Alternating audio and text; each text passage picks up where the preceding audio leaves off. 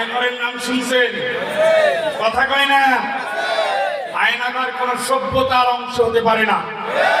আয়নাঘর পৃথিবীর সবচেয়ে নিকৃষ্ট লালনপ্রাপ্ত ক্ষমতাসীন ছাড়া আয়নাঘর কেউ তৈরি করতে পারে না। সেই আয়নাঘরে গুম করে বছরের পরে বছর রাখা হচ্ছে।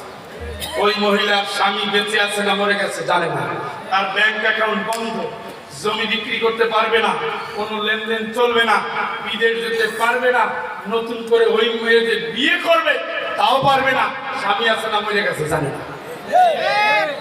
ওনার সুশাসনের নজির হলো আয়নাঘর বানাইয়া চৌধুরী আলম, ইলিয়াস আলী, কতগুলো মানুষকে তারা হাওয়া করে দিয়েছে শুধু ঘরের মধ্যে। আর কয় আমার দোষ কি, অপরাধ কি? আম্মা তোমার অপরাধ তুমি জানো না, তোমার পুরো বডি তো অপরাধে ভরা। করে অকাম মনে করে কি ভালো কাম।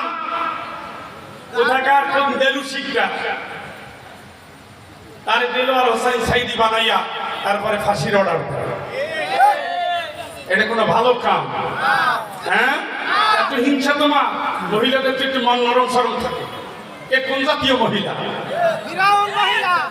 16টা বছর মনে হয় শয়তান অন্য দেশে পালাই গেছে, শয়তানি গেছে। কিভাবে আলেমদের একটা দলের 1 থেকে 13 জন 11 জন একসাথে শেষ করে দিয়েছে, এবং এরা পরীক্ষিত এই দেশের সবচেয়ে চরিত্রবান। এই দেশের রাজনীতিতে তারা সকল মানুষের শ্রদ্ধার আসনে, ঠিক কিনা? সারা পৃথিবীর ইসলামী আন্দোলনের যারা দায়িত্বশীল, সারা পৃথিবীদের চিরকাল মনে রাখবে। আর জালিমের জুলুমের শিকার করে তোমরা যারা ওদেরকে হত্যা করেছো, আল্লাহর কসম এই জমিনে তোমরা আর কোনোদিন স্বপ্ন দেখে লাভ হবে না। এই মাসুমের চোখের পানি আল্লাহ ফিরায় না। করে অকাম, কয় কি ভালো কাম। আল্লাহকে এই মানুষ সবচেয়ে বেশি ক্ষতির মধ্যে। ওরা টের পায় না, টের পায় না, ওরা টের পায় না। দুনিয়ার জীবনটা এইভাবে যারা ধ্বংসের দিকে নিয়ে গেছে উল্টা পাল্টা করে, তারা ধ্বংসপ্রাপ্ত। আল্লাহর সার্টিফিকেট, ওরে মরার সময় আপনার সার্টিফিকেট দিয়ে দেওয়ার দরকার নাই। ওর পাওনা নিয়ে কবরে যাচ্ছে, আপনার ইচ্ছায় যান, ইচ্ছায় ভালো হবে। ভালো হইতে সময় আল্লাহ দিয়েছে, হন্যায় কাঁদতে কাঁদতে যাবে, ওই কাতারটা হবে। কয়টা কথা কয় না কা? 2বার কাতার হবে সামনে। একবার হবে জানাজার কাতার কপালে থাকলে। সবার জানাজা কপালে জোটে না, জানেন তো? সবার লওয়ার দরকার নেই। ওরা তো মনে করছিল মাইরা সাফ করে দিচ্ছে। আরে পাগল, মাইরা সাফ হয়? আদর্শ কোনোদিন মরে? কিন্তু ইসলামী আন্দোলন, কমিউনিস্ট আন্দোলন, আপনারা যারা একটু লেখাপড়া করবেন, সৈয়দ মুস্তফা আলীর একটা বই আছে, কত না অশ্রু জল।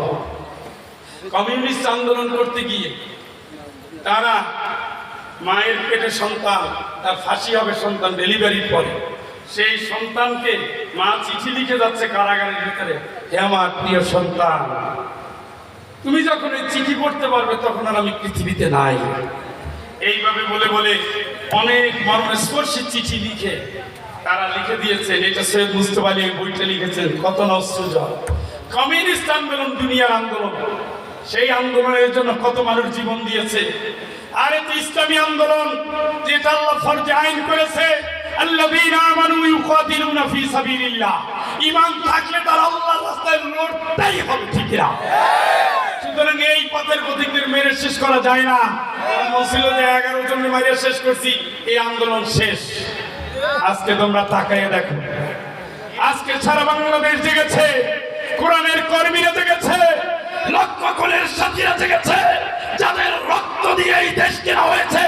আল্লাহর কসম করে বলি, এই রক্ত কোনোদিন বৃথা যায় না, এই রক্ত কোনোদিন পরাজিত হয় না, ঠিক কিনা? তোমরা তো এখন তো এই লোকতার থেকে এত মারলাম, এত জেলে দিলাম, এত ধ্বংস করলাম। তুমি জানো না যারা মরতে চায় তাদের মারা যায় না? তুমি জানো না আদর্শ কোনোদিন মেরে শেষ করা যায় না? ওই একা নিজামী আর সাইদি কি সারা পৃথিবীর সব মানুষও যদি মেরে ফেলো, একটা লোক থাকতেও বলবে আমি আল্লাহ ছাড়া কারো আইন মানি না। এটা হলো সেই ট্রেনিং প্রাপ্ত আন্দোলন। এগুলো ফু দিয়ে চলে না, জিকির করে মরে না। এটা আল্লাহর জমিন, আল্লাহর দিন কায়েমের শপথ নিয়ে জাতিকে দিনের পথে নিয়ে জান্নাতের ঠিকানায় পৌঁছে দেওয়ার আন্দোলন। এই আন্দোলন কোনোদিন মানব রচিত আন্দোলনের ধার ধারে না। মানুষের কোনো ভয়ভীত হয় না, আল্লাহ ছাড়া কারোর কাছে মাথা নোয়ায় না। এটা প্রমাণিত সত্য। কথা বলেন।